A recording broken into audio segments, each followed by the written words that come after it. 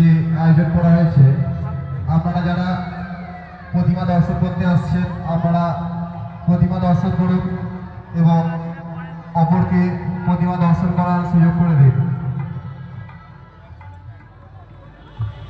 আমাদের যে রাস্তা দিয়ে আপনারা প্রবেশ করছেন বাইরে বেরোনোর জন্য মেলার উপর দিয়ে গিয়ে শেষ পথ দিয়ে আমাদের মেন রোডে ওঠার শেষ পথ দিয়ে বাইরে বেরোবেন না, আমাদের লাইনের খুব অসুবিধা হচ্ছে।